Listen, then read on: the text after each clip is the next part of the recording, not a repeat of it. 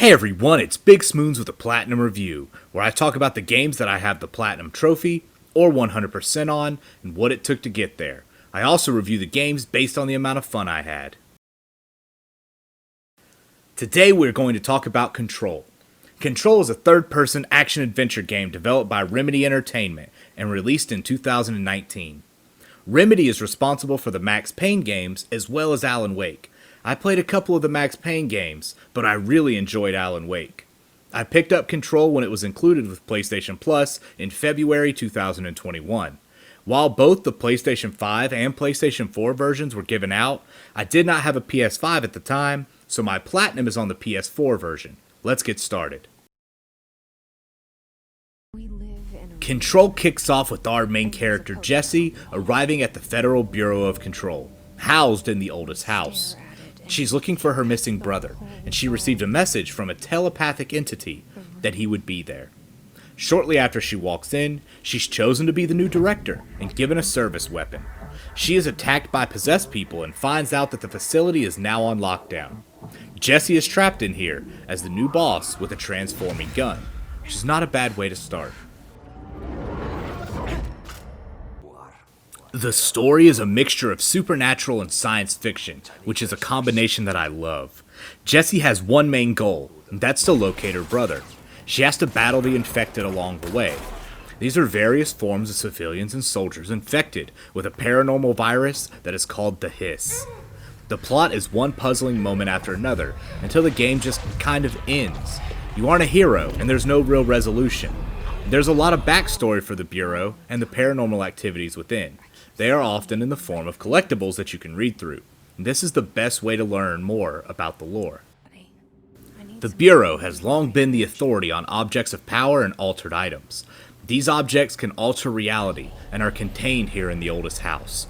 These items are awesome, and every mission that involves you dealing with them is exciting. These are better than any of the main story missions. The main story failed to capture my attention and was more of a burden to get through, just so I could see more altered items, as well as the Alan Wake DLC. The exception here is the ashtray maze. What an incredible part of the game that was. The gameplay is a combination of shooting and using powers to take down the Hiss, while navigating the different areas of the Bureau. The gameplay is definitely the shining light of the game. It is fun to run and gun while using powers. You do feel like a supernatural force when you get into the swing of the gameplay with all of the upgrades for yourself and weapon. There are plenty of mods to slot in to fit your own gameplay style better.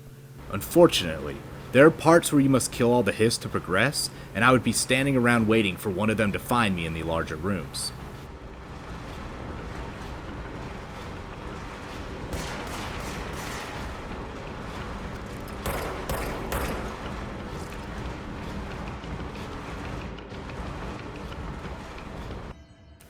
I give Control a 7 out of 10 for fun.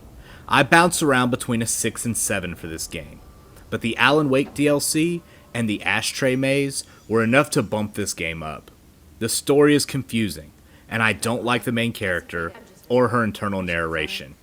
The map might as well not exist because it is completely useless for navigation. The combat is fun, but the best way to enjoy this game is to turn on one-hit kills and invincibility.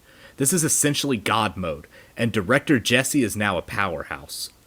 This could easily boost the game up into 9 out of 10 territory, but it's a shame that I had to use cheats to feel that way.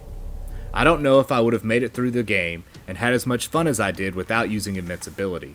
One-shot kills I only use sporadically, as it does negate boss battles, which are some of the most interesting parts of the game. Let's talk trophies. There are 47 trophies in the base game for the Platinum Trophy. There are 2 DLCs in the form of the Foundation and Altered Worlds. While I do have the Platinum, I did not take the time to get the 100%, though I did play through all the Altered Worlds content.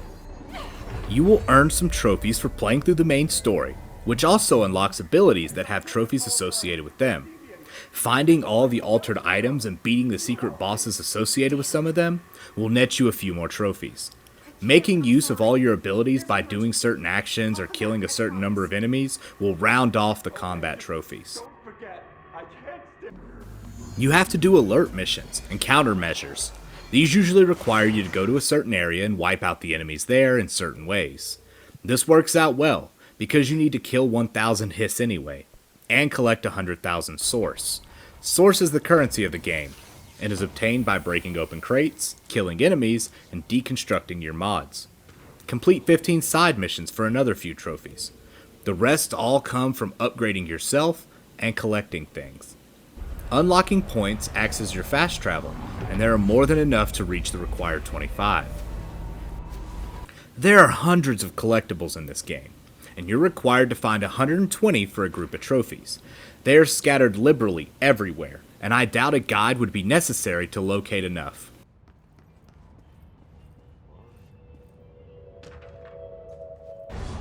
The most time-consuming trophies require you to upgrade a weapon to level 3 and spend 100 ability points. Upgrading the weapon will require you to find the items needed to craft the upgrade. Spending 100 ability points will require you to complete the game and the side missions, and this will still not net you enough ability points. There are secret areas scattered across the game that will net you ability points when you enter them. Combining these rooms with the points gained from the missions, and you will hit that 100 needed. My recommendation to speed through for the platinum is to turn on one-hit kills and invincibility. These do not disable trophies and make the game a breeze. I'd recommend playing the game more naturally, but the frustrating map, confusing story, and lack of likable characters can make progressing a chore. Activating the cheats at least makes you feel like an all-powerful supernatural god director.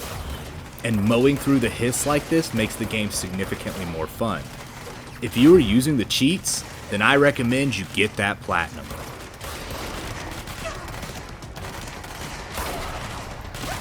Do you see it? Thanks for watching, everyone. This video was requested by a viewer. If there is any game that you want to see me review, let me know. I have over 100 platinum trophies that I plan to make videos for, and I'm always willing to try out new games to make more content for you all.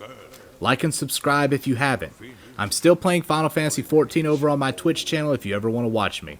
Remember, be good to yourself.